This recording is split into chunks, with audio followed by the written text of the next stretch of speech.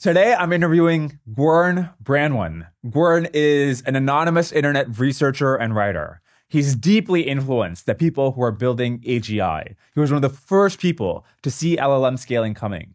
If you've read his blog, you know he's one of the most interesting polymathic thinkers alive. We recorded this conversation in person. In order to protect Gurn's anonymity, we created this avatar.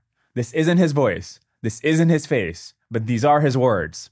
Gurn, what is the most underrated benefit of anonymity? I think the most underrated benefit of anonymity is that people don't project onto you as much. They kind of can't slot you into any particular niche or identity and end up writing you off in advance. You know, everyone has to read you at least a little bit to even begin to dismiss you. It's great that people can't retaliate against you, and I've derived a lot of benefit from people not being able to mail heroin to my home and call the police to swap me. But I always feel that the biggest benefit is just that you get a hearing at all, basically. Right. You don't get immediately written off by the context. Do you expect companies to get automated top down, starting with the CEO, or from the bottom up, starting with the workers? All of the pressures, I think, are to go bottom up. And from existing things, it's just much more palatable in every way to start at the bottom and replace there and then work your way up. To eventually kind of just having human executives overseeing a firm of AIs. And also from an RL perspective, I think if we are in fact better than AIs in some way, it should be in the long-term vision thing, right? The AIs will be too myopic to execute any kind of novel long-term strategy and seize new opportunities. So that would presumably give you this paradigm where you have a human CEO who does the vision thing. Yeah.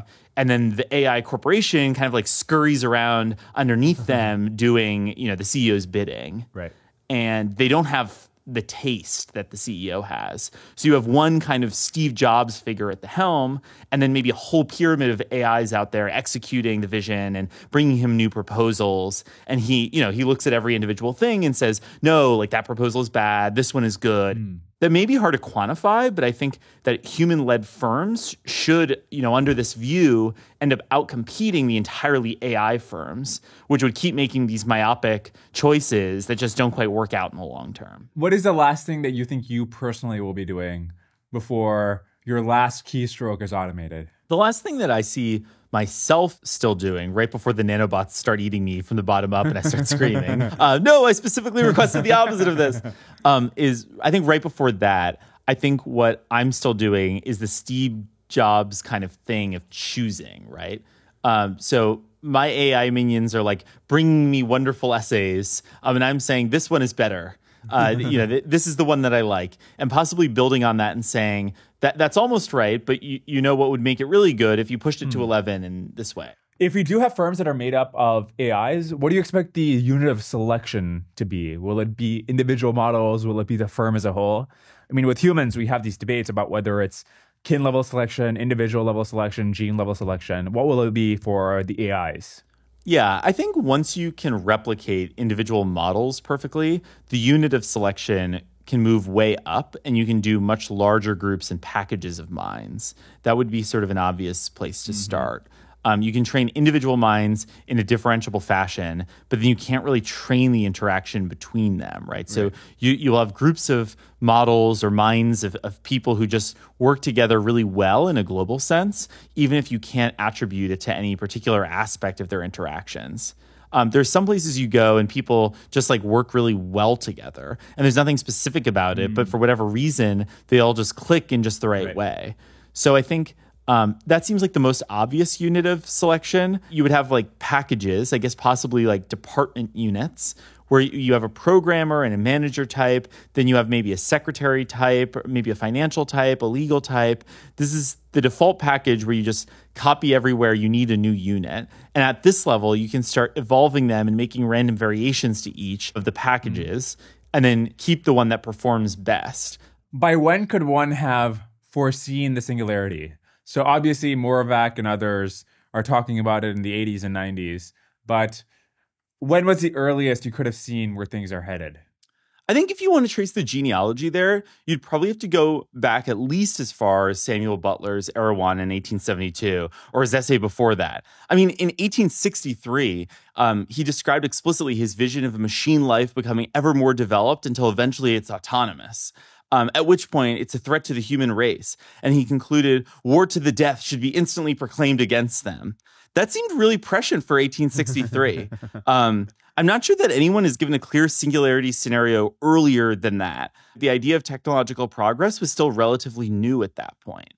I love this example of Isaac Newton looking at the rate of progress in Newton's time, in his own, contemporary time, and going, wow, there's something really strange here. Stuff is being invented now around us. We're making progress. How is that possible? And then coming up with the answer, well, progress must be possible now because civilization gets destroyed every couple of thousand years, and all we're doing is reinventing and rediscovering the old stuff. That was actually his explanation for technological acceleration. We can't actually have any kind of real technological acceleration. It must be because the world gets destroyed periodically, and we just can't see past the last reset. It almost is like Fermi's paradox, but for different civilizations across time with respect to each other instead of aliens across space. Yeah. It turns out even Lucretius, around 1700 years before that, was writing the same argument. He said, look at all these wonderful innovations in arts and sciences that we Romans have compiled together in the Roman Empire. This is amazing, but it can't actually be a recent acceleration technology. Could that be real? Could there be, progress? No, that's crazy. Obviously, the world was just recently destroyed. Interesting. It is, yeah. What is the grand parsimonious theory of intelligence going to look like?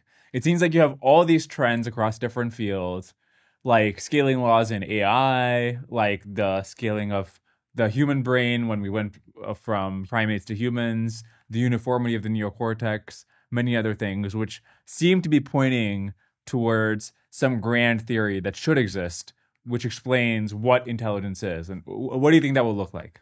So the 10,000-foot view of intelligence that I think the successive scaling points to is that all intelligence is search over Turing machines.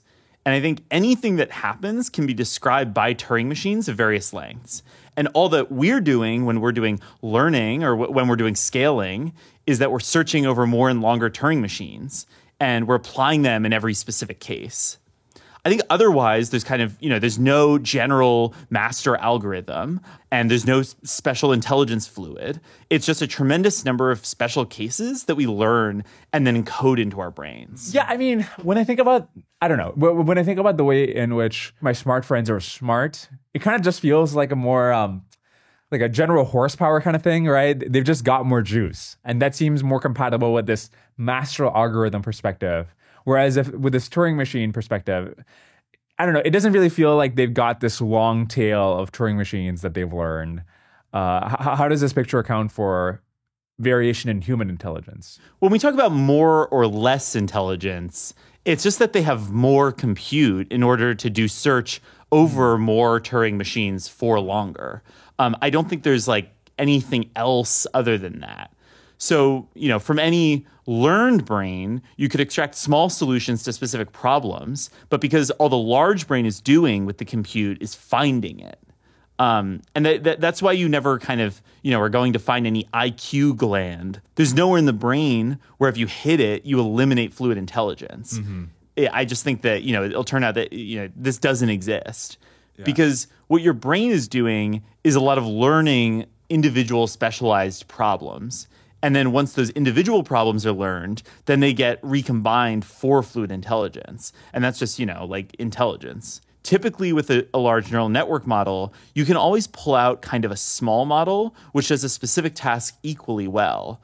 Because that's all the large model is, right? It's just a gigantic ensemble of small models tailored to the ever-escalating number of tiny problems that you've been feeding them. So if intelligence is just search over Turing machines, and of course, intelligence is tremendously valuable and useful, doesn't it make it all the more surprising that intelligence took this long to evolve in humans? Not really. I would actually just say that it helps explain why human-level intelligence isn't such a great idea and so rare to evolve.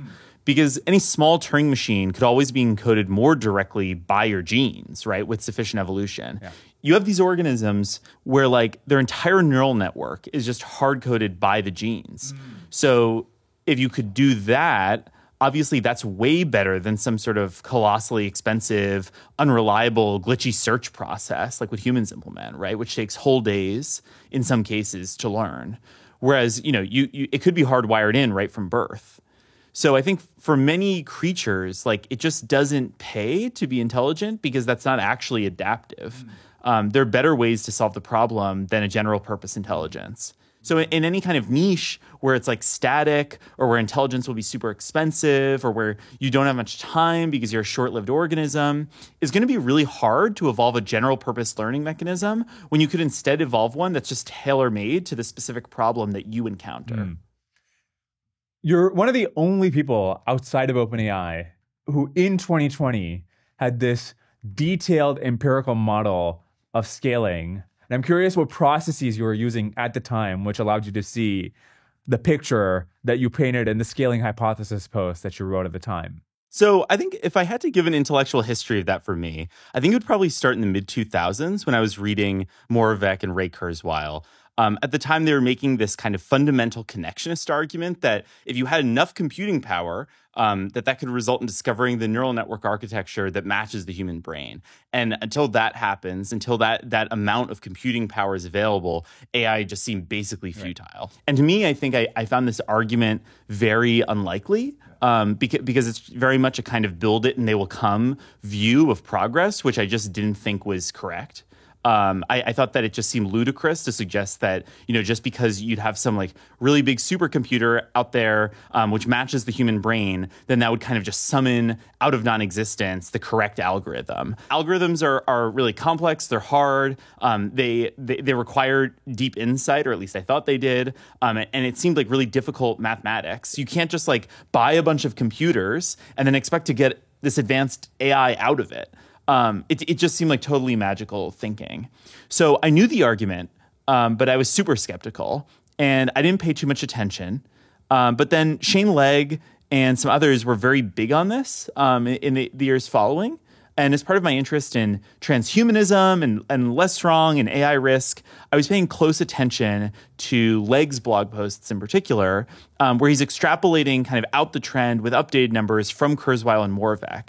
And he's giving these kind of very precise predictions about how, we're going to get the first generalist system around 2019 as Moore's Law keeps going, and that by 2025, we would have kind of humanish agents with generalist capabilities. And that by 2030, he said, we should have AGI. So along the way, DanNet and AlexNet came out. And when those came out, I was like, wow, this seems like a very impressive success story for the connectionism view. But is it just an isolated success story? Or, is this what Kurzweil and Moravec and Shane Legg had been predicting, that we would get GPUs and then get better algorithms would just kind of show up? So I started thinking to myself that, this is something, it's a trend to keep an eye on. And maybe it's not quite as stupid as an idea as I originally thought. And I just keep reading deep learning literature, noticing again and again that the data set size just kept getting bigger. The models seem to keep getting bigger. The GPUs slowly crept up from 1 GPU, the cheapest consumer GPUs, to 2, and then eventually they were trading on 8. And you can just see the fact that the neural network just kept expanding from these incredibly niche individual use cases, which do next to nothing. The use just kept getting broader and broader and broader. I would say to myself, wow, is there anything that CNNs can't do? As I just see people applying CNN to something else, every individual day on archive. This gradual trickle of drops kind of just kept hitting me in the background as I was going on with my life. Every few days, like another one would drop, and I'd go like, maybe intelligence really is just like a lot of compute applied to a lot of data, applied to a lot of parameters. Maybe Moravec and Legg and Kurzweil were right. And I just note that and kind of continue on thinking to myself, like, if that was true, it would have a lot of implications. So I think there wasn't really like a eureka moment there. It was just continuously watching this trend that no one else seemed to see, except possibly a handful of people like Ilya Sutskever or Schmidhuber. And I would just pay attention and notice that the world over time looked more like their world than it looked like my world, where algorithms are super important and you need like deep insight to do stuff, you know? Their world just kept happening. And then GPT-1 came out and I was like, wow, this unsupervised sentiment neuron is just learning on its own, right? That seemed pretty amazing. It also was a very compute-centric view. You just build the transformer and the intelligence will come. And then GPT-2 came out and I had this holy shit moment. You look at the prompting and the summarization, like, holy shit, do we live in their world? And then GPT-3 comes out and that was really the crucial test. It was a huge, huge scale up, one of the biggest scale ups in all of neural network history, going from GPT-2 to GPT-3.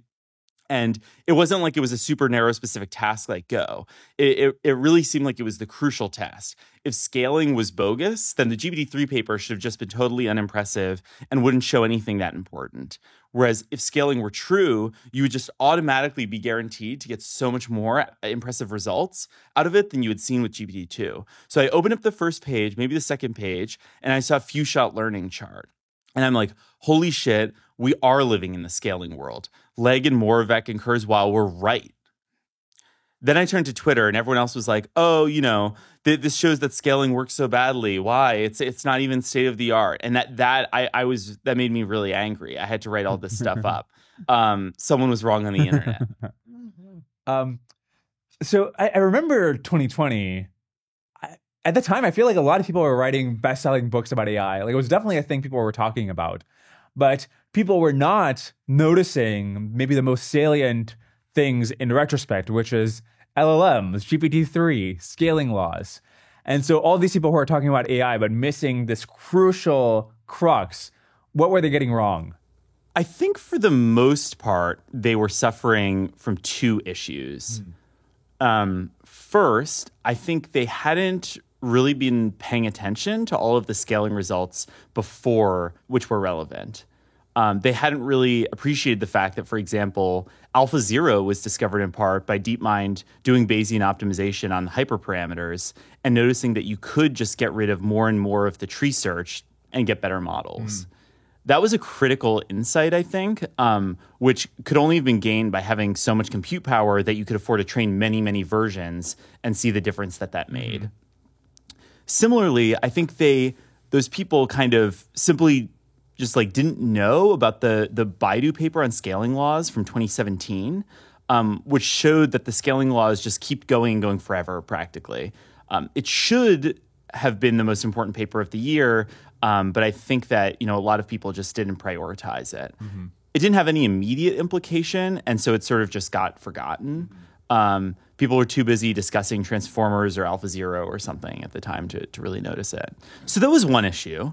And I think another issue is that they shared the basic error that I was making about algorithms being more important than compute. This was in part, I think, due to a systematic falsification of the actual origins of ideas in the research literature. Papers don't tell you where the ideas come from in a truthful manner, right? They just tell you a nice-sounding story about how it was discovered. They don't tell you how it's actually discovered. And so even if you appreciate the role of trial and error and compute power in your own experiment as a researcher, you probably just think, oh, I got lucky that way. My experience is unrepresentative. Over in the next lab, there they do things by the power of thought and deep insight. So, you know, then it turns out that everywhere you go, compute and data and kind of trial and error and serendipity just play enormous roles in how things actually happened. And once you understand that, then you understand why compute comes first. You can't do trial and error and serendipity without it, right? You can write down all these beautiful ideas, but you just can't test them out. So even a small difference in hyperparameters or a small choice of architecture can make a huge difference to the results. But when you can only do a few instances, you would typically end up finding that it just doesn't work, or maybe you would give up and you would go away and do something else. Whereas if you had more compute power, you can just keep trying. Eventually, you hit something that works great. And once you have a working solution, you can kind of simplify it and improve it and figure out why it worked and get a nice, robust solution that would work no matter what you did to it. But until then, you're stuck. and you're just kind of like flailing around in this regime where nothing works. You know, you can have this horrible experience now where you go back through the old deep learning literature and see all these sorts of contemporary ideas that people had back then, which were completely correct, but they didn't have the compute to train what you know would have worked. You know, and it's tremendously tragic, right? You go back and you can look at things like ResNets being published back in 1988 instead of 2015, and it would have worked. You know, it did work, but it's such a small scale that it was irrelevant. You couldn't use it for anything real, and it just got forgotten. So you have to wait until 2015 for ResNets to actually come along and be a revolution in deep learning. So that's kind of the double bias of why you would believe that scaling was not going to work, because you didn't notice the results that were key in retrospect, like the big GAN scaling to 300 million images. I think, you know, there's still people today who would tell you with a straight face that GANs can't scale past millions of images. And they just don't know that Big GAN handled 300 million images without a sweat. If you don't know that, you know, then I think you would probably easily think, oh, GANs are broken. But if you do know that, then you think to yourself, how can algorithms be so important when all these different generative architectures all work so well, as long as you have lots and lots of GPUs? That's the common ingredient, right? You have to have lots and lots of GPUs. Right. What do your timelines look like over the last 20 years? Is AI just getting monotonically closer over time? Yeah, I would say it was very far away from like 2005 to 2010. It was somewhere well past like 2050.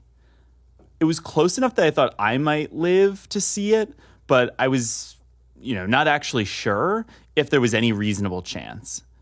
But once AlexNet and DanNet came out, then it just kind of kept dropping at a rate of like 2 years per year, every year, basically until now. Yeah. We just kept hitting on barriers to deep learning doing better. And I think regardless of how it was doing it, it was obviously getting way better. It just seemed like none of the alternative paradigms were really doing that well, and this one was doing super well. Was there a time that you felt you updated too far? Yeah, there were a few times where I thought I had overshot.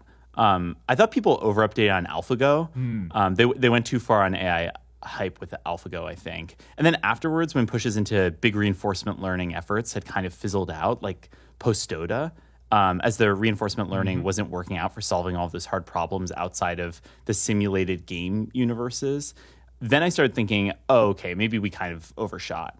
But then GPT came out of nowhere and basically erased all of that.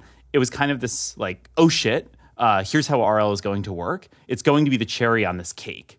And we're just going to focus on the cake for a while. And now we've actually figured out a good recipe for baking a cake, which wasn't true before. Before, it seemed like you were going to have to kind of brute force it end to end from the rewards. But now you can do the LeCun thing of like learning fast on generative models and then just doing a little bit of RL on top to make it do something specific. Right. Now that you know that AI is a thing that is coming, but basically what's your thinking around how you see your role in this timeline, and also how you're thinking about how to spend these next few years? Yeah, I've been thinking about that quite a lot. What do I want to do? You know, and what would be useful to do? I'm doing things now because I want to do them, regardless of whether it will be possible for an AI to do them in like 3 years. I do something because I want to, because I like it. You know, I find it funny or whatever. Or maybe I think carefully about kind of just doing the human part of it, like laying out a proposal or something. If you take seriously the idea of getting AGI in just a few years, you don't necessarily have to implement stuff and do it yourself. You can sketch out clearly like what you want and why it would be good, and then how to do it. Right. And then basically just wait for the better AGI to come along and actually do it then. Right. Unless, you know, there's some really compelling reason to do it right now and pay the cost in terms of scarce time. Yeah. But otherwise, I'm trying to write more about what isn't recorded. Things like preferences and desires and evaluations and judgments. Things that an AI couldn't replace, even in principle. The way I like to put it is that the AI kind of can't eat ice cream for you, right? It can't decide for you which kind of ice cream you like. Only you can do that. And if anything else did, it would just be worthless, basically. because it's not your particular preference. And that's kind of the rubric for me, right? Like, is this something that I want to do regardless of any future AI because I enjoy it? Or is it something where I'm doing only the human part of it, maybe, and the AGI can later on do it? Or is this writing down something that's unwritten today and thus helping kind of the future AI versions of me? So if it doesn't fall under one of those three, I've been trying to basically like not do it. And if you look at it that way, I think many of the projects that people do right now basically have like no lasting value. Right? They're doing things that they don't enjoy, which record nothing ephemeral kind of a value that it couldn't be inferred or generated later on. And I think they're at best kind of getting 2 or 3 years of utility out of whatever they're doing before it could have been done by an AI system. Wait, your timeline for when AI could write a Gwern quality essay is 2 to 3 years? I mean, I have ideas about how to make it possible. Yeah. Which might not require AGI if it kind of combined my entire corpus. But I think many potential essay ideas are already basically mostly done in my corpus. So you don't need to be like super intelligent to pull it out. But I mean, let's, talk about AGI in general. I think the Anthropic timeline of 2028 seems like a good kind of personal planning starting point, where even if you're wrong, you probably weren't going to do a lot of projects within the next 3 years anyway. So it's not like you really lost much by instead just writing down the description. You can always kind of go back and do it yourself later if you're wrong. So you wrote an interesting comment about getting your work into the LLM training corpus. You wrote, quote, "There has never been a more vital, hingy time to write." And I'm wondering whether you mean that in the sense of you are going to be this drop in the bucket that's steering the Shoggoth one way or another? Or do you mean it in the sense of making sure your values and persona persist somewhere in latent space? I mean both. By writing, you're voting on the future of the Shoggoth using some of the few currencies it acknowledges, right? Like tokens that it has to predict. If you aren't writing, you're kind of abdicating the future or abdicating your role in it. If you think it's enough to just be a good citizen, to vote for your favorite politician, to pick up litter and recycle, the future doesn't care about you. Yeah. There are ways to influence the Shoggoth more, but not many. And if you don't already occupy a handful of key roles or work at a frontier lab, your influence basically rounds off to zero, I think far more than ever before. If there are values you have, which are not expressed yet in text, and if there are things that you like or want, if they aren't reflected online, then to the AI, they basically don't exist. And that is dangerously close to won't exist. You're also creating a sort of immortality for yourself personally, right? Like you aren't just creating a persona, you are creating your future self too, right? What self are you showing the LLMs and how will they treat you in the future? I give the example of Kevin Roose discovering that current LLMs, all of them, not just GPT-4, now mistreat him because of his interactions with Sydney. Right. Which revealed him to be a privacy-invading liar. And they know this whenever they interact with him or discuss him. Usually when you use an LLM chatbot, it doesn't dislike you personally. On the flip side, it also means that you can try to write for the persona that you would like to become, to mold yourself in the eyes of the AI, and thereby help kind of bootstrap yourself. So things like the Vesuvius Challenge, for example, show us that we can learn more about the past than we thought possible, that they've leaked more bits of information that we can recover with new techniques. And if you apply the same thinking to the present and you think about what the future superhuman intelligences will be trying to uncover about the current present, what kinds of information do you think are going to be totally inaccessible to the transhumanist historians of the future? Yeah, I think any kind of stable long-term characteristics, the sort of thing you would still have even if you were hit on the head and had amnesia, anything like that will definitely be recoverable from all the traces of your writing, assuming you're not pathologically private and destroy everything possible. That should all be recoverable. What won't be recoverable will be everything that you could forget ordinarily. So autobiographical information, maybe how you felt like at a particular time, what you thought of some specific movie. All of that is the sort of thing that vanishes and can't really be recovered from traces afterwards. And if it wasn't written down, then it isn't written down. Listening to Gordon talk about his process, how he obsesses over his favorite technical rabbit holes and refines ideas over years, makes me think about the kind of person that Jane Street wants to hire. Jane Street is a very successful quantitative trading firm. They are building state-of-the-art ML-based trading systems. I have a bunch of friends who work there, and I can tell you that their culture is intellectually unique. If you're curious, rigorous, and want to solve interesting technical puzzles, then Jane Street is the place for you. You'll get to work with some of the smartest people in the world, and you can join Jane Street from any technical field, including CS, physics, and math. They're always hiring full-time, and their summer internship applications are now open. And if you really want to stand out, they just launched their annual Kaggle competition, organized by last year's winner, who they hired. Go to janestreet.com/Dwarkesh to learn more. All right, back to Gordon. What is the biggest unresolved tension in your worldview? The thing that I swing back and forth on the most is the relationship between human intelligence and neural network intelligence. It's not clear in what sense they're two sides of the same coin, or one is like an inferior version of the other. This is something that I constantly go back and forth on. One day I'll be like, humans are awesome. And then the next time, like, no, neural networks are awesome. Or no, both suck. Or maybe I'll say, both are awesome, just in different ways. So every day I find that I'm arguing with myself a little bit about why each one is good or bad or how.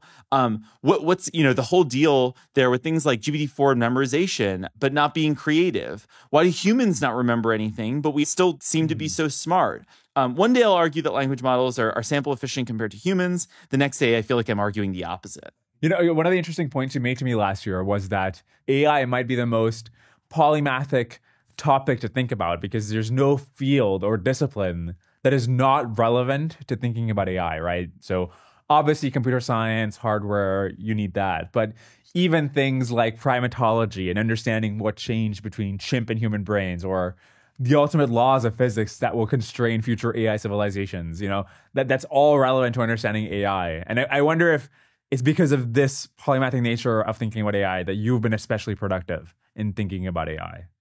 Yeah, I'm not sure that it was necessary.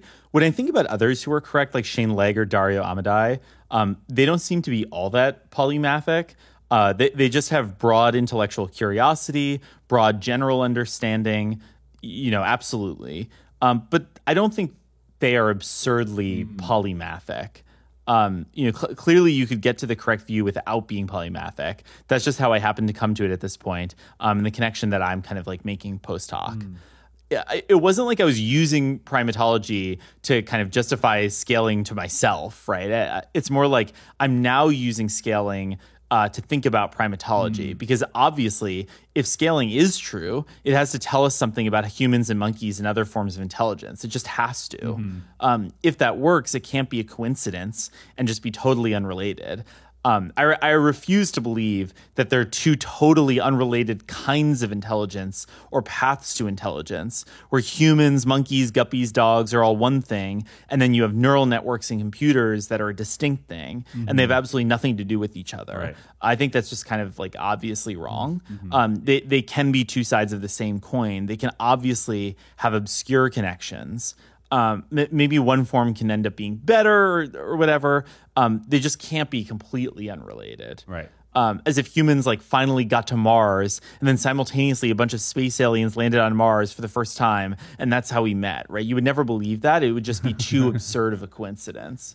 What is it that you try to maximize in life? I maximize rabbit holes. I love more than anything else falling into a new rabbit hole. That's what I really look forward to. Like this sudden kind of new idea or area that I had no idea about, where I can suddenly fall into this deep hole for a while. Even things that might seem bad are a great excuse for falling into a rabbit hole. One example, I buy some catnip for my cat, and I wasted $10. And then, I find out that my cat's catnip immune, right? I now kind of fell into this rabbit hole on the question of, well, like, why are some cats catnip immune? Is this a common thing? How does it differ in other countries? What alternative catnip drugs are there out there? And it turned out to be quite a few. I was kind of wondering, how can I possibly predict which drug my cat would respond to, and why are they reacting in these different ways? Just a kind of wonderful rabbit hole of new questions and topics that I can master and get answers to, or create new ones, just from like having this observation about my cat, and exhaust my interest until I find the next rabbit hole that I can dig and dive into. Right. What is the longest rabbit hole you've gone on that didn't lead anywhere satisfying? That would probably be my very old work on the anime Neon Genesis Evangelion, which I was very fond of when I was younger. I put a ludicrous amount of work into just like reading everything ever written about Evangelion in English and trying to understand its development and why it is the way it is. I never really got a solid answer on that before I just like burned out on it. I actually do understand it now by sheer chance many years later. But at this point, I no longer care enough to write about it or try to redo it or finish it. In the end, I think it all just wound up being basically like a complete waste. I haven't used it or any of it in my other essays much at all. That was really one like deep rabbit hole that I almost got to the end of, but I couldn't like quite clinch it. And then how do you determine when to quit a rabbit hole? And then also, how many do you have concurrently going on at the same time? Yeah, you can really only explore like 2 or 3 rabbit holes simultaneously. Otherwise, you aren't putting like real effort. You're not really digging the hole. And it's not really rabbit hole then, right? It's just something you're like somewhat interested in kind of passingly. A rabbit hole is really obsessive. Like if you aren't obsessed with it, I think, and not like continuously like driven by it, it's not a real rabbit hole. That's my view. I'd say 2 or 3 max if you're spending a lot of time and effort on each one, and like neglecting everything else. As for when you exit a rabbit hole, you usually hit a very kind of natural terminus where getting any further answers requires data that just don't exist, or you end up having questions that people don't know the answer to. You reach this point where everything kind of dies out and you see no obvious next step.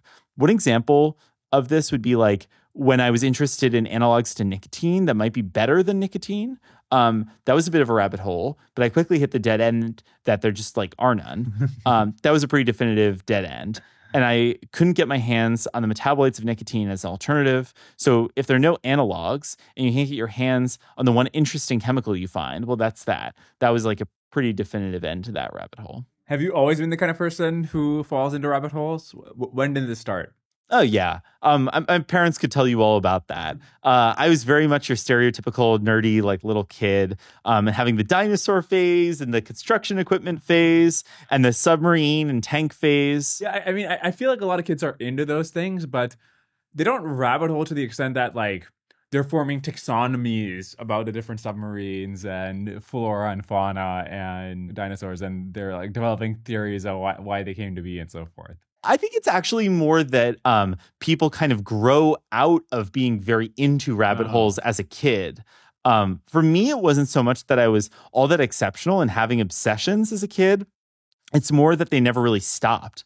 The tank phase would just be replaced by my Alcatraz phase, where I would go to the public library and check out everything that they had about Alcatraz. That would be replaced by another phase where I was obsessed with ancient Japanese literature. I would check everything out at the library about Japanese literature before the haiku era, and just kind of like the process of falling into these obsessions kind of kept going for me. By the way, do you mind if I ask how long you've been hearing impaired? Since birth. I've always been hearing impaired. And I assume that impacted your childhood and when you were at school. Oh, yeah, absolutely. Hugely. I went to a special ed school before kindergarten for hearing impaired and other handicapped kids. During school, it was very rough because at the time we had to use pairs of hearing aids hooked up to the teacher. Every class, I would have to go up to the teacher with a big brown box with these hearing aids so that she could use it. I always felt very humiliated by that, how it marked me out as different from other kids not being able to hear. The effects on socializing with other kids were just terrible because you're always a second behind, right, in conversation if you're trying to understand what the other person is saying. The hearing aids back then were pretty terrible. They've gotten a lot better, but back then they were just really bad. You would always be behind and feeling kind of like the odd person out. Even if you could have been like a wonderful conversationalist, you can't be if you're always just a second behind and kind of jumping into conversation late. When you're hearing impaired, you understand acutely how quickly conversation moves. Milliseconds kind of just separate the moment between you jumping into a conversation, everyone letting you talk, and someone else talking over you, and you not getting to say anything. And it's just an awful experience if you're a kid who's already kind of introverted. It's not like I was very extroverted as a kid or now, so that was always a barrier. And then you had lots of like minor distortions, right, in your life. I had this weird fear of rain and water because it was drilled into me that I couldn't get the hearing aids wet because they were so expensive. I would always feel kind of a low-grade stressful anxiety around anywhere near a pool, like a body of water. And I'd say even now, I always feel weird about swimming, which I kind of enjoy. But I'm always thinking to myself, oh, wow, I won't be able to see because I'm nearsighted. I won't be able to hear because I had to take off my hearing aid to go in. I can't hear anything that anyone says to me in the pool, which takes just a lot of the fun out of it. You have a list of open questions on your website, and one of them is, why do the biographies of so many great people start off with traumatic childhoods? And I wonder if you have an answer for yourself. Was there something about the effect that hearing impairment had on your childhood, your inability to socialize, that was somehow important to you becoming Gwern? Yeah, I think it definitely led to me being so much of a bookworm. That's one of the things that you can do as a kid, which is just completely unaffected by having any kind of hearing impairment. It also is just a way for me to get words and language. Even now, I think that I often speak words in an incorrect way because I only learned them from books. It's the classic thing where you kind of like mispronounce the word because you learn it from a book and not from actually like hearing other people sound it out and say it. Is your speech connected to your hearing impairment? Yes. The deaf accent is from the hearing impairment. It's funny, at least 3 people on this trip to SF have already asked me where I am really from. It's very funny. You look at me and you're like, oh, yes, he looks like a perfectly ordinary American. Then I open my mouth and people are kind of like, oh, gosh, he's Swedish or, wow, maybe possibly Norwegian. I'll ask him where he's actually from. How did he come to America? I've been here the whole time. That's just how hearing impaired people sound. No matter how fluent you get, you still bear the scars of growing up hearing impaired. At least when you're born with it or from very early childhood, your cognitive development of hearing and speech is always a little off, even with therapy. One reason I don't like doing podcasts is that I have no confidence that I sound good, or at least sound nearly as good as I write. Maybe I'll put it that way. What were you doing with all these rabbit holes before you started blogging? Was there a place where you would compile them? Before I started blogging, I was editing Wikipedia. That was really kind of Gwern.net before Gwern.net. Yeah. Everything I do now with my site, I would have done on English Wikipedia. And if you go and read some of the articles, I'm still very proud of them. Like the Wikipedia article on Fujiwara no Teika. And you would think pretty quickly to yourself, if you're reading this, like, yes, Gwern wrote this, didn't he? Is it fair to say that the training required to make Gwern.net happened on Wikipedia? Yeah, I think so. I've learned far more from editing Wikipedia than I learned from any of my school or college training. Everything I end up learning about writing, I learned by editing on Wikipedia. Honestly, it sounds like Wikipedia is a great training ground. If you wanted to make 1,000 more Gwerns, we should just... This is where we train them. I think building something like an alternative to Wikipedia could be a good training ground. For me, it was beneficial to combine rabbit holing with Wikipedia because on Wikipedia, they generally would not have many good articles on the thing that I was currently in this rabbit hole on. So it was this very natural progression from the relatively kind of passive experience of rabbit holing and being obsessed with something and learning about it, where you just read everything you can about the topic to kind of compiling that and synthesizing it onto Wikipedia. You go from piecemeal, kind of like a little bit here, there, picking up different things, to writing full articles. And once you're able to get to the point where you're writing full Wikipedia articles that are good and summarize all your work, now you can go off on your own and pursue entirely different kinds of writing. Now that you've like learned to complete things and get them across the finish line. It would be pretty difficult to do that with the current English Wikipedia. It's objectively just a much larger Wikipedia than it was back in like 2004. Not only are there far more articles filled in at this point, the editing community is also just much more hostile to content contribution, particularly like very detailed, obsessive, rabbit hole-y kind of research projects.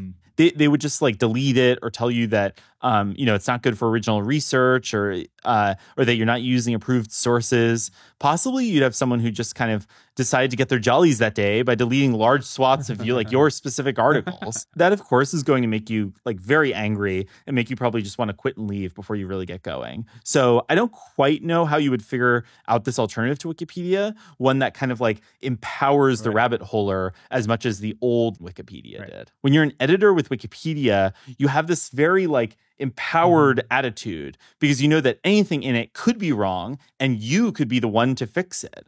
If you see something that doesn't make sense to you, that could be an opportunity for an edit. That was at least the wiki attitude. Anyone could fix it, and anyone, right, includes you. When you were an editor on Wikipedia, was that your full-time occupation?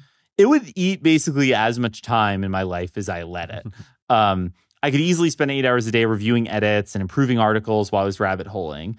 But otherwise, I would just neglect it and only review the most suspicious diffs on articles that I was particularly interested in on my kind of like watch list. And then was this while you were at university or after? I got started in Wikipedia in like late middle school, possibly early high school. It was kind of funny. I started skipping lunch in the cafeteria and just going to the computer lab in the library and like alternating between Neopets and Wikipedia.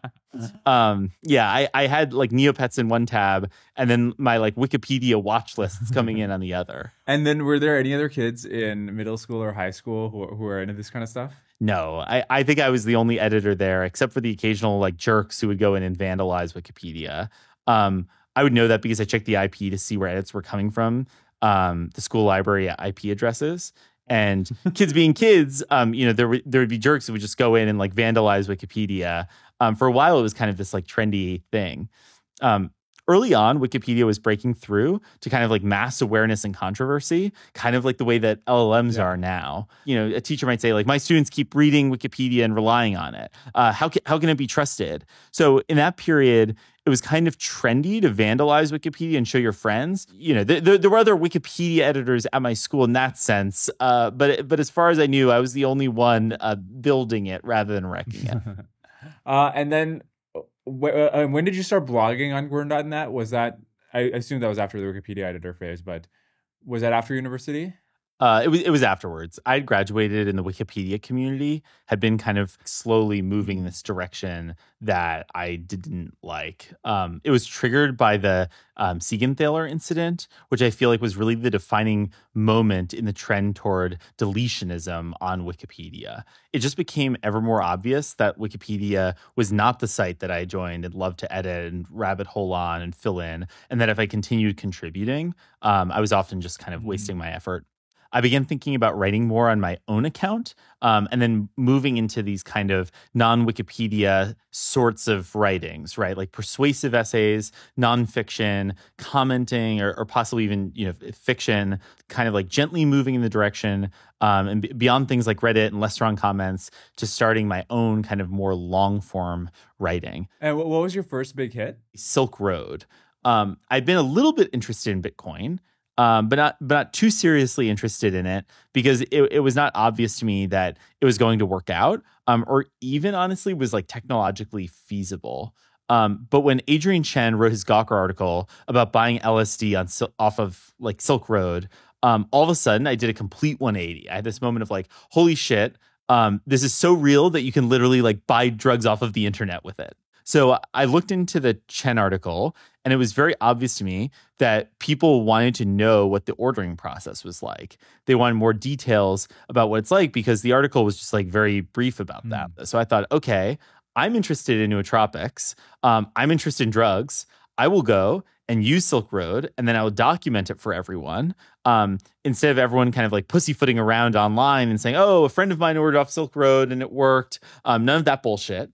I will just document it straightforwardly.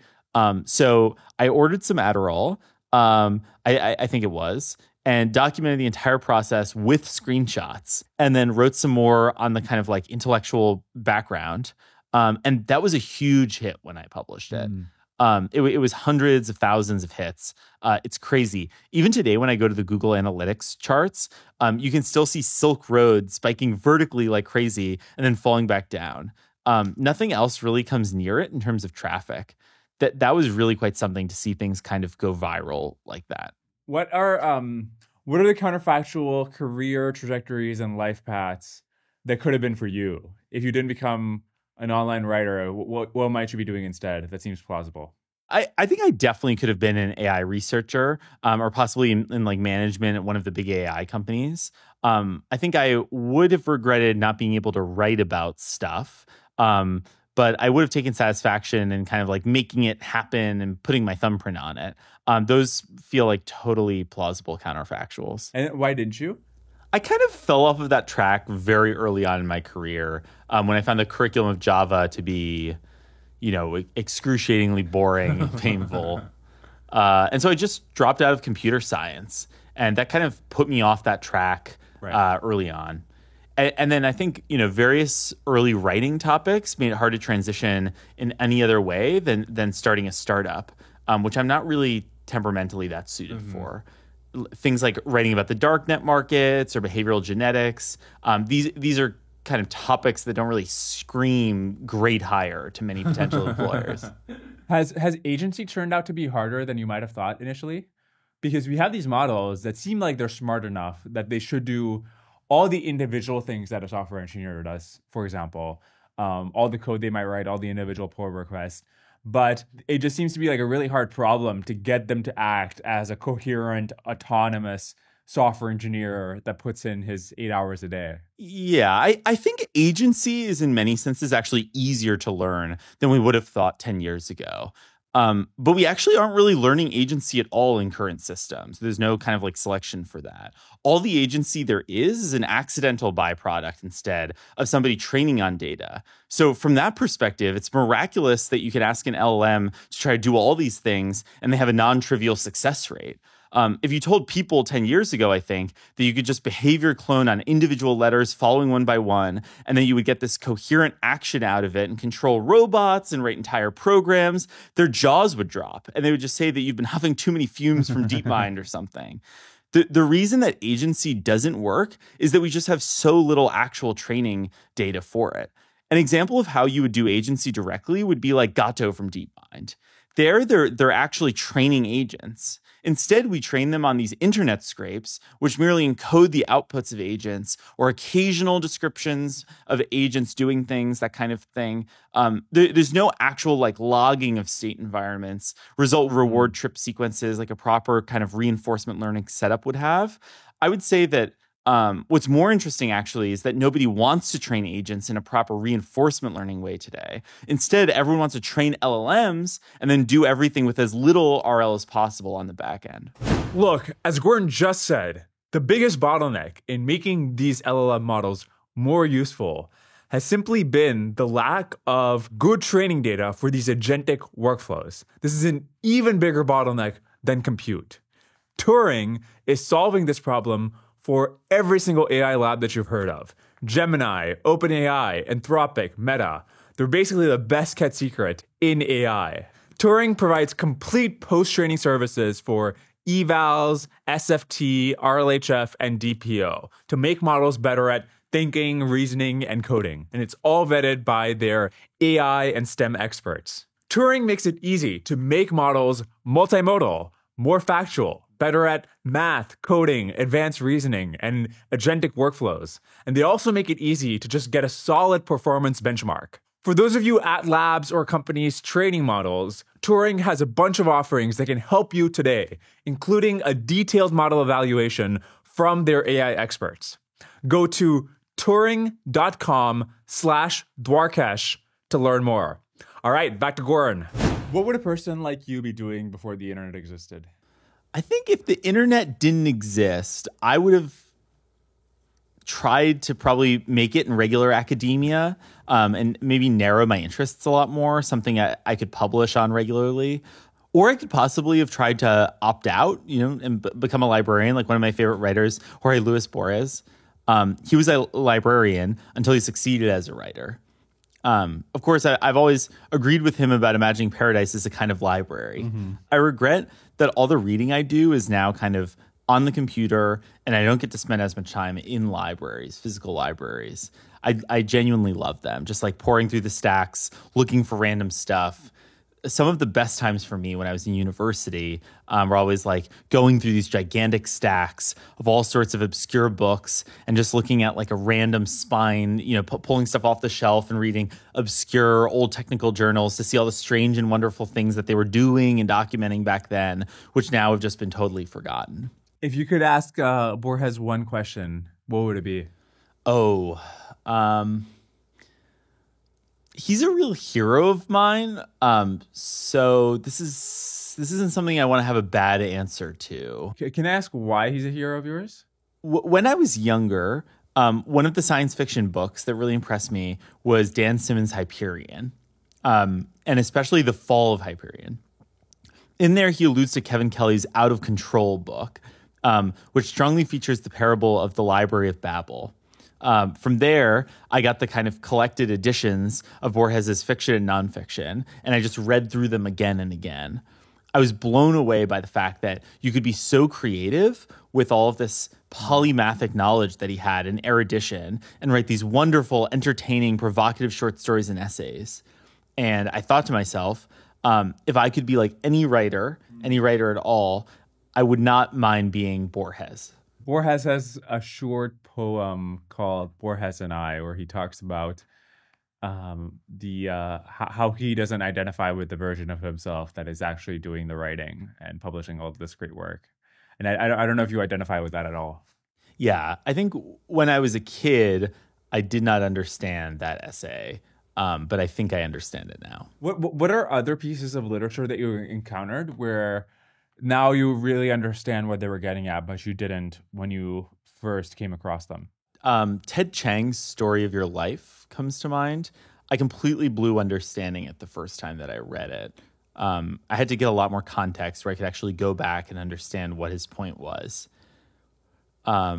Gene Wolfe's Suzanne Delage story was also a complete mystery to me.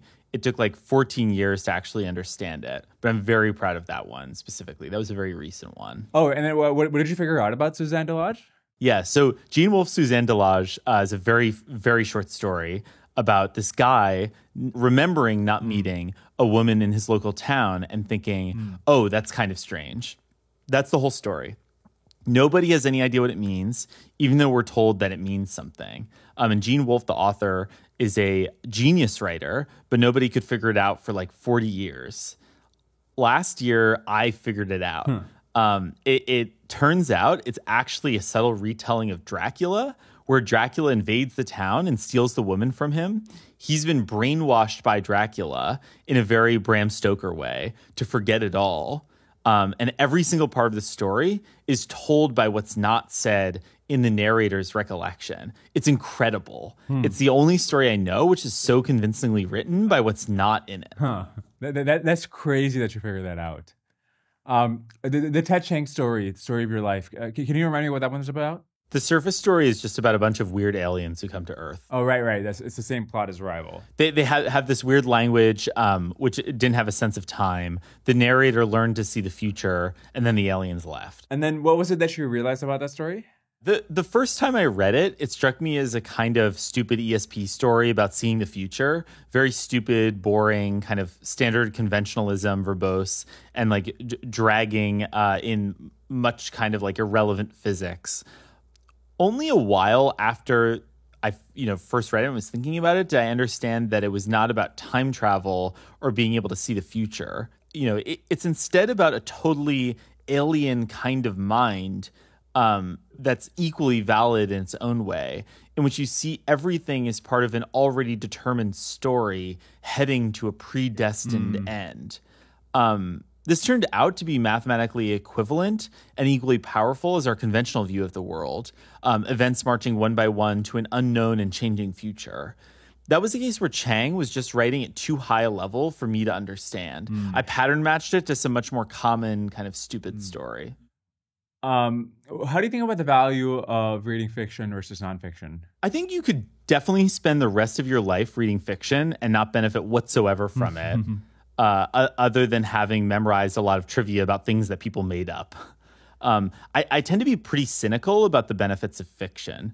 Most fiction is not written to make you better in any way. It's written just to entertain you or exist and to fill up time. But it sounds like your own ideas have benefited a lot from the sci-fi that you read. Yeah, but it's extremely little sci-fi in the grand scheme of things, right? Easily 99% of the sci-fi I read was just completely useless to me. I could have easily cut it down to 20 novels or short stories, which actually were good enough and insightful enough to actually change my view. I mean, one volume, for instance, of Blind Sight by Peter Watts is worth all 100 Xanth novels or all 500 expanded universe novels of Star Wars. The ones you did find insightful, the top 20 or so, what did they have in common? I would say that the characteristic they have is that they all take non-human intelligence seriously. It doesn't seem to, it doesn't have to be artificial intelligence necessarily. It's taking the idea of non-human intelligence seriously and not imagining your classic sci-fi scenario of humans kind of like going out into the galaxy with ray guns, the sort of thing where you have rockets and ray guns, but you don't have cell phones. People complain that the singularity is a sort of like boring, overused sci-fi trope. But if you went out and actually grabbed random books of science fiction that are out there, you would find that like less than 1% contain anything remotely like that, right? Or have any kind of relevance to the current context that we actually face with AI. Do people tend to underrate or overrate your intelligence? I would say they overestimate it. They mistake for intelligence the fact that I remember many things, that I've written many things over the years. They imagine that, if they sat me down, that I could do it all spontaneously at the moment that they're meeting me or talking to me. But many things that I've thought about, I think I have the advantage of having looked at before over a long time. So I'm cheating. When I talk to people, I may just be quoting something that I've already written or at least thought a lot about. So I think I come off as a lot smarter when you're reading me than I actually am. I would say I'm not really all that smart compared to many people I've known who update very fast on the fly. But in the end, it's the output that matters, right? So yeah, I guess there is an on-the-fly kind of intelligence, but there's another kind of intelligence, which is this ability to synthesize things over a long period of time, and then come up with grand theories as a result of all these different things that you're seeing. And I don't think that's just crystallized intelligence, right? Yeah, it's not just crystallized intelligence, but I think that if you could see all of the individual steps in my process, you'd be a lot less impressed. If you could see all the times where I kind of just note down something like, like that's funny, or, like another example of that pattern. And if you just saw each particular step, I think you would say that the steps in isolation were very reasonable. It's only when that happens over a decade and you don't see the individual stuff that my output at the end looks like magic. One of my favorite quotes about this process is from the magicians Penn and Teller. Teller says, "Magic is putting in more effort than any reasonable person would expect you to." He tells the story about how they make cockroaches appear from a top hat, where the trick is that they researched and found special cockroaches and then found special styrofoam to trap the cockroaches and arranged all of that, worked out all of those details just for this one single trick that they do. And in the audience, kind of, you think no reasonable person would do that, put in all of that effort to just get the payoff of this trick, but they do it. And the result is cockroaches somehow appearing from an empty hat. That's one of the interesting things about your process, because there's a couple of writers like Matt Levine or Bern Hobart who write an article every day, and I think of them almost like autoregressive models. And then on you, there's on some of the blog posts, you can see the start date and the end date that you list on your website of when you've been working on a piece. And sometimes it's like 2009 to 2024. And I feel like that's just much more like diffusion, and you're just like keep iterating on the same image again and again. One of my favorite blog posts of yours is your blog post, Evolution as a Backstop to RL, where you talk about evolution as basically a mechanism to learn a better learning process. And that explains why corporations don't improve over time, but biological organisms do. I'm curious if you can walk me through the years that it took to write that. What was that process like, step by step? Yeah, so the backstop essay that you're referring to is the synthesis of seeing the same pattern show up again and again, a kind of stupid, inefficient way of learning, which you use to learn something smarter, but where you still can't get rid of the original one entirely, right? So sometimes examples would just kind of connect to each other when I was thinking about this. Other times, once I started watching for this pattern, I would say, oh yeah, pain is a good example of this. Maybe this explains why humans have pain in the very specific way that we have it. When you can logically imagine other kinds of pain, and those other pains would be smarter, but nothing keeps them honest. So you just kind of chain them one by one, these individual examples of the pattern you're watching for, and kind of keep clarifying the central idea as you go. Wittgenstein says that you can look at an idea from many directions and then go in spirals around it. And in an essay like Backstop, it was me kind of spiraling around this idea of having many layers of learning all the way down. And then so once you notice one example of this pattern, do you just, like you notice this pain example, do you just keep adding examples to that? I mean, just walk me through the process over time. Yeah, so for that specific essay, the first versions were about corporations not evolving. And then as I read more and more of the kind of meta-reinforcement learning literature, from DeepMind especially, I added in material about neural networks. And then I kind of kept reading and thinking about the philosophy of mind papers that I had read. And I eventually nailed down the idea that pain, might be another instance of this. Because pain makes us learn, right? But we can't get rid of it because we need it to keep us honest. And anyway, at that point, you have more or less the structure of the current essay. And then are there examples of blog posts where it's not a matter of accumulating different instances of what you later realize is one bigger pattern, but rather you just got to have the full thesis at once? For those essays where there's a kind of individual eureka moment, there usually is still a bunch of disparate things that I've been making notes on that I don't even realize are connected. They just bother me for a long time and kind of sit there bothering me. And I keep looking for explanations for each individual one and just not finding them. It keeps bothering me. And then one day I hit kind of that sudden moment that makes me go, bam, eureka, right? These all are connected. I just have to kind of sit down and write this single gigantic essay that pours out about it, and then it's done. That particular essay will just be done at that point, right in one go. I might add in links later on or references, but it won't fundamentally change from that point. What's an example of an essay that had this kind of process? Yeah, so someone asked about how I came up with one yesterday, as a matter of fact. It's one of my oldest essays. The Melancholy of Subculture Society. For that one, I'd been reading about these miscellaneous things like David Foster Wallace on tennis, people on internet media, like video games. And then one day it just kind of hit me, this feeling or observation that it's incredibly sad that we have all these subcultures and tribes online and that they can find community together, but they're still incredibly isolated from the larger society. And then, one day a flash kind of just hit me about how beautiful and yet also sad this is.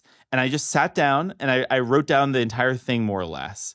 I haven't really changed it since that much at all. I've added more links and quotes and examples over time, but nothing important. The essence was just kind of this flash, and I wrote it down while it was there. One of the interesting quotes you have in that essay is from David Foster Wallace when he's talking about the tennis player Michael Joyce. And he's talking about the sacrifices that Michael Joyce has had to make in order to be top 10 in the world at tennis. which include things like being basically functionally literate because he's been playing tennis every single day since he was, 7 or something, and not really having any life outside of tennis. What are the Michael Joyce type sacrifices that you have had to make to be Gwern? That's a hard-hitting question, Dwarkesh. How have I amputated my life in order to write? I think I've amputated my life in many respects, professionally and personally, especially in terms of travel. There are many people I envy for their ability to kind of travel and socialize, or for their power and their positions in places like Anthropic, where they're insiders. I've sacrificed whatever career I could have had, or whatever fun lifestyle, a digital nomad lifestyle and going outdoors, being a Buddhist monk, or maybe a fancy trader. All those have to be sacrificed, really, for the patient work of sitting down every day and reading papers until my eyes bleed and hoping that something good comes out of it someday. I mean, why does it feel like there's a trade-off between the two? Because there are obviously writers who travel a lot, for example, Tyler Cowen, or writers who have a lot of influence, like Jack Clark at Anthropic, right? So why does it feel like you can't do both at the same time?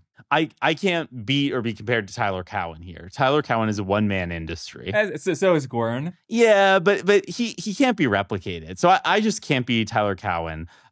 Jack Clark, he's also his own thing. He's able to write the stories in his issues very well while also being a policy person. I respect those people. I admire them. But none of them, I think, quite hit my particular interest and niche at following weird topics for a long period of time and then collating, kind of sorting through the information. For me, that just requires a large commitment to reading vast masses of things in hopes that some tiny detail perhaps will turn out one day to be important. So walk me through this process. You mentioned you read papers until your eyes bleed out at the end of the day. Let's just start. You wake up in the morning and you get straight to the papers. Like, what does your day look like? The workflow right now is more like I wake up, I do normal morning things, and then I clean up the previous day's work on the website. I'll deal with kind of various issues like formatting or spelling errors, and I kind of review it and think if I've properly collated everything and put it in the right places from the previous day. Sometimes I might have like an extra thought that I need to go in and add, or make a comment that I realized was important. After that, I often, shamelessly just go to Twitter or my RSS feed and just read a large amount until, maybe I get distracted by some comment or question from someone, and then do some writing on that. Somewhere, usually in the evening, I often just get exhausted and try to go and do a real project or make a real contribution to something. I'll actually sit down and work on whatever I'm supposed to have, been working on that day. And then I go to the gym. By that point, I'm pretty burned out from everything. Yes, I like going to the gym, not because I'm any kind of meathead or athlete or even really enjoy weightlifting. But just because I think it's the thing I can do that's the most opposite from sitting in front of my computer reading. Yeah, this is your theory of burnout, right? That you just got to do the opposite of... Yeah.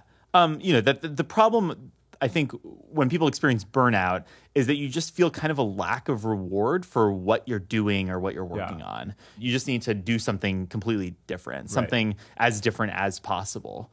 Maybe you could do better than weightlifting, but for me, it does feel very different from anything that I do in front of a computer. I want to go back to your process. So every day you're loading up all this context, you're reading all the RSS feeds and all these papers.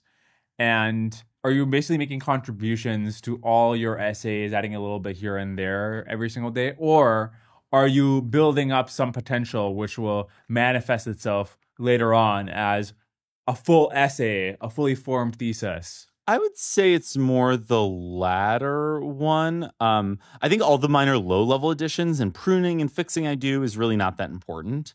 It's more just a way to make nicer essays. It's a purely kind of aesthetic goal to make it as nice an essay as I possibly can. And I'm really waiting to see kind of what happens next. What would be the next thing that I'll be provoked by to end up writing about? It's passing the time in between sudden eruptions. For many writers, you sort of like can't neglect this kind of gardening process, right? You don't harvest every day. You have to tend the garden for a long time in between harvests. Yeah. If you start to neglect the gardening because you're gallivanting around the world, let's say you're going to book signing events, maybe you're doing all the publicity stuff, then you're not really like doing the work of being in there tending the garden. And that's undermining your future harvest, even if you can't see it right now. If you ask kind of what is Tyler Cowen's secret to being Tyler Cowen, my guess would be that he's just really good at tending his garden, even as he travels a crazy amount. That would be his secret, that he's able to read books on a plane. I can't read books on a plane. He's able to write everything in the airport. I can do a little bit of writing in the airport, but not very much.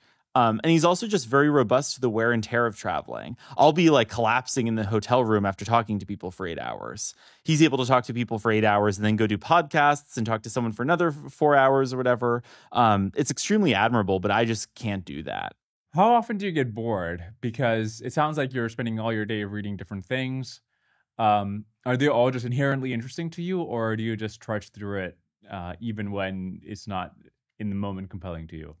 I don't think I get bored too easily because I switch between so many different topics. Even if I'm kind of sick of deep learning papers, then I have tons of other things I can read or argue with people about. So I don't really get bored. I just end up getting kind of exhausted. I have to kind of go off and do something else, like lift weights. Mm-hmm. What is your most unusual but successful work habit?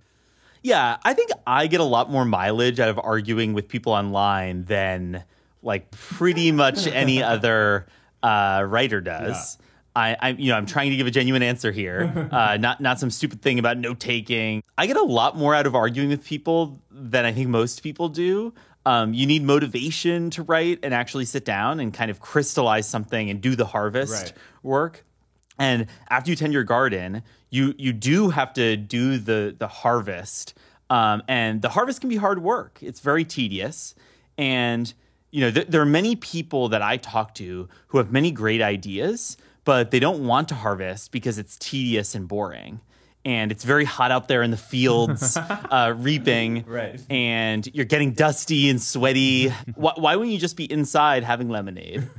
And I think the motivation from arguing and being angry at people online is in plentiful supply. So I get a lot of mileage out of people being wrong on the internet. Yeah. What are the pitfalls of an isolated working process? I think aside from the obvious one that you could kind of, be like arbitrarily wrong when writing by yourself and just become this like crazy loony, but by having a big confident wrong take. I think aside from that, you also have the issue of kind of the emotional toll of not having colleagues that you can kind of convince. You often just have this experience of kind of like shouting onto the internet, and where everyone on the internet kind of continues to be wrong. One thing I observe is that very often independent writers are overcome by resentment and anger and disappointment. They sort of like spiral into bitterness and crankdom from there. And that's kind of what kills them. They could have continued if they'd only been able to let go of the ideas and arguments and kind of like move on to the next topic. Mm-hmm. Spite can be a great motivation to write, but you have to use it skillfully and then kind of like let it go afterwards. You can only have it like while you need the motivation to write.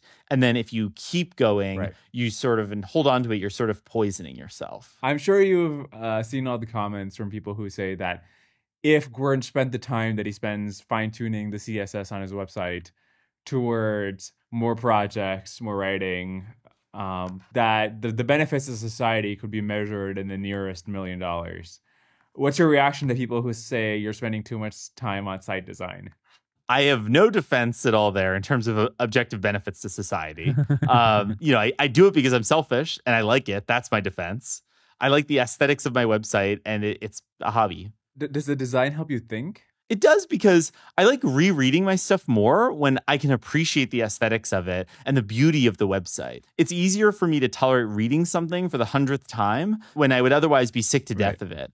Site maintenance is inherently, for the author, this kind of inherent spaced repetition. If I go over pages to check that some new formatting feature worked, I'm getting spaced repetition there. More than once, I've gone back to check some stupid CSS issue and look at something and thought, oh, I should change something, or, oh, that means something. So in a way, it's not I think as much of a waste as it looks, but I can't defend it entirely. If someone wants to make their own website, they should not invest as much for the aesthetic value. I just want a really nice website. There's so many bad websites out there, and it depresses me. There's at least one website I love. By the way, I'm going to mention this since you never mentioned it yourself, but I think the main way you fund your research is through your Patreon, right? And you never advertise it, but I don't know. I feel like the kind of thing you're doing, if it was financially viable and if it got adequate funding, not only would you be able to keep doing it, but other people who want to be independent researchers could see it's a thing you can do, it's a viable thing you can do, and more Gwerns would exist. Yeah, well, I don't necessarily want more Gwerns to exist. I just want more writers and more activeness and more agency in general. I would be perfectly happy if someone simply wrote more Reddit comments and never took $1 for their writings and just wrote better Reddit comments. I'd be perfectly happy if someone had a blog and they kept writing, but they just put a little more thought into the design. I'd be kind of perfectly happy if no one ever wrote something, but they hosted PDFs so that links don't rot. In general, I think you don't have to be a writer delivering long-form essays. That's just one of many ways to write. It happened to be the one that I personally kind of prefer, but it'd be totally valid to be a Twitter thread writer. How do you sustain yourself while writing full-time? Patreon and savings.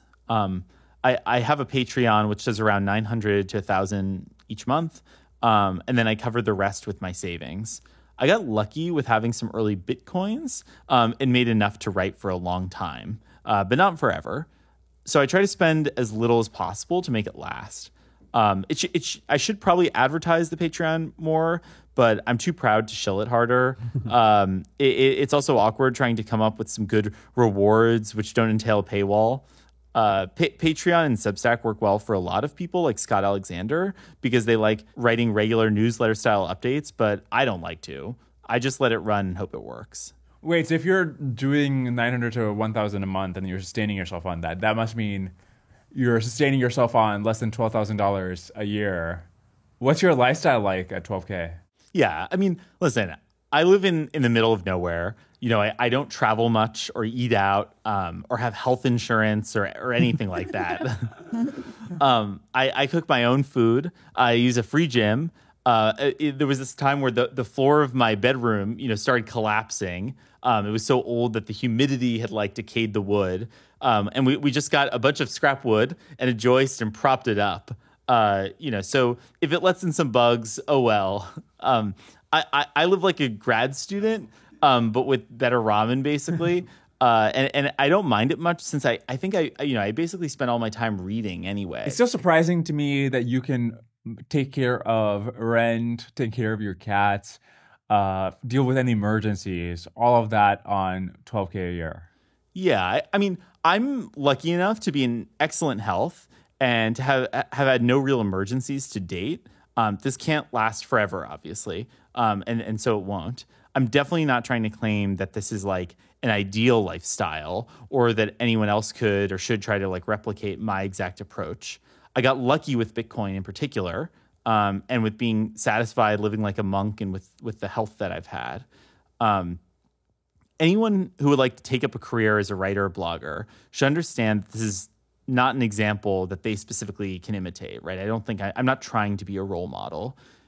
Every writer will have to figure it out a different way. Maybe it can be something like a Substack, or just writing on the side while slinging JavaScript for a tech company. I don't know.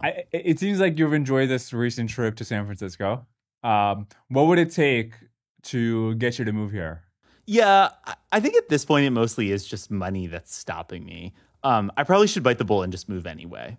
But I'm a miser at heart, and I hate thinking of how many months of writing runway I'd have to give up for each month in San Francisco.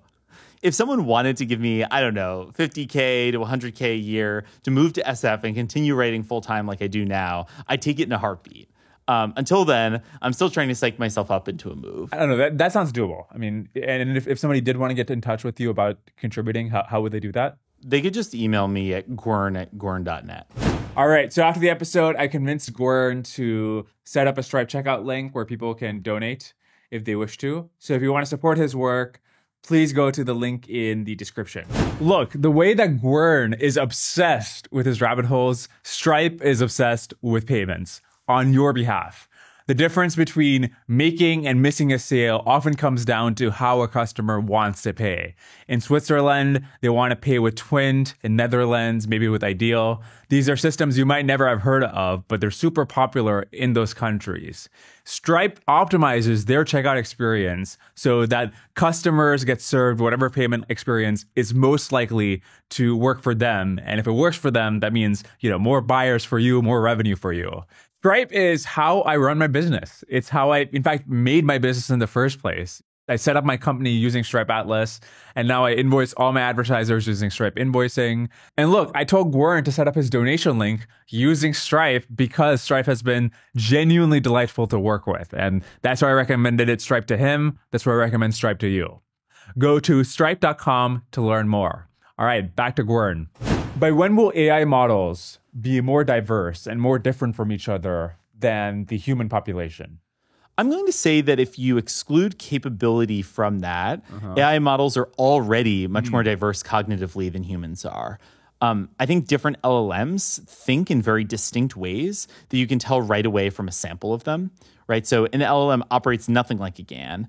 A GAN also is totally different from VAEs. They have totally different latent spaces, especially in the lower end where they're small or bad models. They have wildly different artifacts and errors in a way that we just wouldn't see with humans.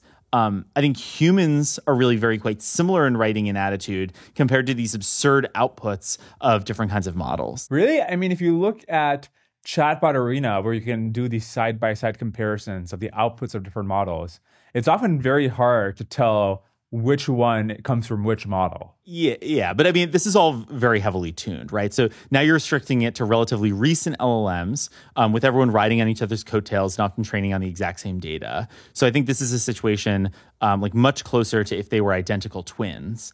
If I'm not restricting myself to just LLMs and I compare the wide diversity of, say, like image generation models that we've had, they often have totally different ways, right? So some of them seem as similar to each other as ants do to beavers. I think within LLMs, I would agree that there has been a massive loss of diversity. Things used to be way more diverse within among LLMs. But across deep learning in general, I think we've seen a whole range of minds and ways to think that you wouldn't find in any philosophy of mind paper. What's an example of two different models that have these kinds of cognitive differences? Yeah, I'll give one example. I was telling someone the other day. So, GAN models have incentives to hide things because it's an adversarial loss. Right. Whereas diffusion models have no such thing, right? Right. So GAN models are scared. They put hands off the screen, and they just kind of can't think about hands. Funny. Whereas diffusion models think about hands, but in their like gigantic, monstrous, Cthulhu-esque abortions. People weren't paying enough attention to scaling in 2020. Is there some trend today where people aren't really comprehending the full implications of where this is headed? I'm excited by the weight loss drugs, the GLP drugs. Their effects in general on health and addiction across all sorts of behaviors really surprised me. No one predicted that as far as I know. Mm-hmm. And while the results are still very preliminary, it does seem like it's real. So I think that's going to tell us something important about human willpower and dysfunctionality. Do these GLP drugs break the Algernon argument from your blog post that if there are any simple, useful interventions without bad side effects, then evolution should have already found them? I think it's too soon to say because we haven't actually figured out what's going on with the GLPs to even understand what they're doing at all. What has the off target. It's kind of crazy that activating and deactivating both work. It's a completely crazy situation. I don't really know what to think about the Algernon argument there. It could be that the benefits actually decrease fitness in the fertility sense because you're going out and having a happy life instead of having kids. So no offense to parents. Or it could just be that it's hitting the body in a way that's really, really hard to replicate in any kind of genetic way.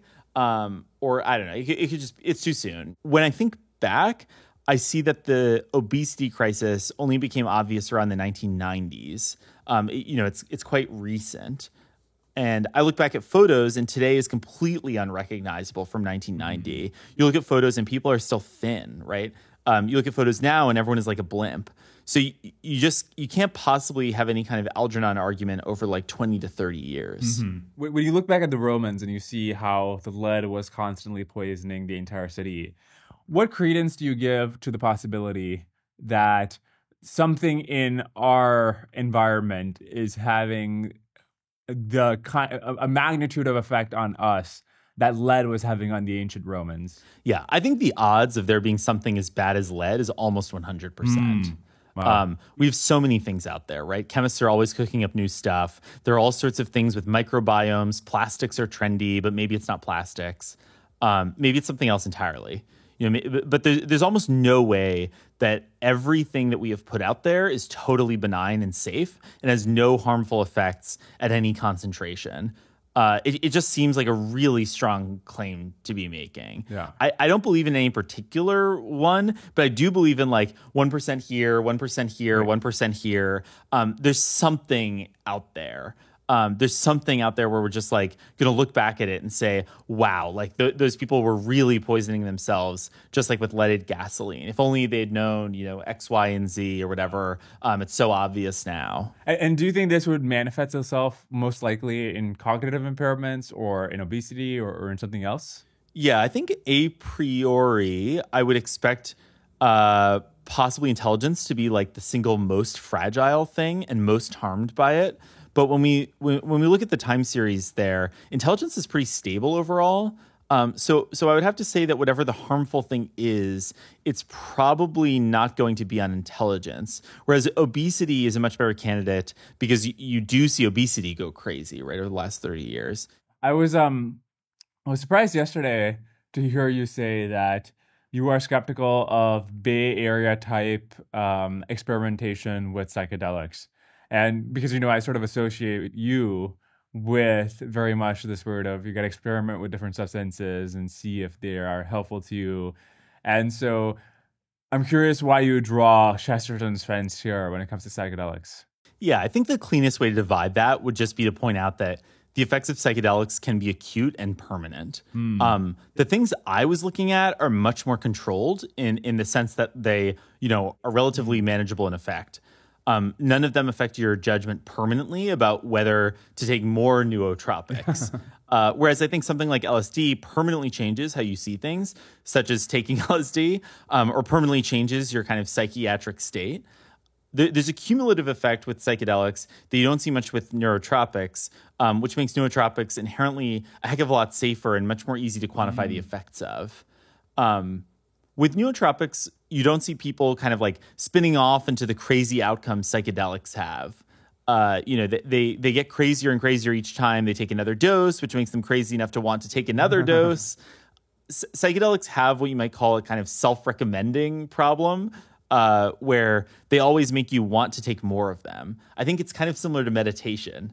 What is the most visible sign of having done a lot of meditation, right? It's that you seem compelled to tell people that they ought to meditate. This kind of spiral leads to bad outcomes for psychedelics that you just don't see with nootropics. The standard failure case for nootropics is that you spend like a few $100 or $1,000 and then you got no real benefit out of it. You went on with your life, that kind of thing. You did some weird drugs maybe for a while and that was all. It's not so bad. It's a weird way to get your entertainment, but in principle, it's not really all that worse than going to the movie theater for a while and spending $1,000 on movie theater tickets. With psychedelics, you're changing yourself permanently, irrevocably in a way you don't really understand, and exposing yourself to all sorts of malicious outside influences, whatever happens to occur to you while you're there and, very impressionable. Obviously, like a few uses can be good. I've gotten good out of my few uses. But if you're doing it more than that, you should really have a hard look in the mirror about what benefit you think you're getting and how you're changing. Have you put any thought into people don't know your voice, people don't know your face, and as a result, they have this interesting parasocial relationship with you. And I wonder if you have a theory of what kind of role you fill in people's life, basically. Are you asking what role I actually fill or the role that I aspire to fill? Let's do both. Okay. The role that I want to fill is actually sort of how LLMs see me, oddly enough. I think if you play around with LLMs like Claude, Claude 3, a character named Gwern sometimes will show up. And he plays the role of kind of this like mentor or old wizard, offering insight into the situation and exhorting them, with a call to adventure. You too can write stuff and do stuff and think stuff. I would like people to go away having not just been kind of entertained or gotten some useful information, but to be better people in however slight a sense. To have an aspiration that web pages could be better, that the internet could be better. You too could go out and read stuff. You too could have all your thoughts and compile your thoughts into essays too. You could do all of this. But I fear that the way that it actually works for quite a few people is that I wind up either as kind of a guru or trickster devil kind of figure. Depending on whether you like me or hate me, either I'm the god of statistics and referencing who can do no wrong, just take everything on the site as gospel, which I really dislike, or I'm just some sort of horrible, covert, malicious, neo-Nazi, eugenicist, totalitarian, communist, anti-Chinese devil figure, lurking in the background, trying to bring down Western society. Final question. What are the open rabbit holes you have, the things you're curious about, but don't have an answer to, that you hope to have an answer to by 2050? I think by 2050, I really hope that we can finally answer some of these like really big questions about ourselves that have just reliably resisted definitive answers. I think a lot of them might not matter anymore, but I'd still like to know. So, for example, like, why do we sleep or dream? Why do humans age? Why does sexual reproduction exist? Why do humans differ so much from each other and also day to day? Why do humans take so long to develop technological civilization? Where are all of the aliens? Why didn't China have the Industrial Revolution instead? How should we have predicted the deep learning revolution? And why are our brains so oversized compared to artificial neural networks? Yes. I think those are some of the questions that I really hope we've answered by 2050. All right, Gwern, this has been excellent. Thank you so much for coming on the podcast. Thanks.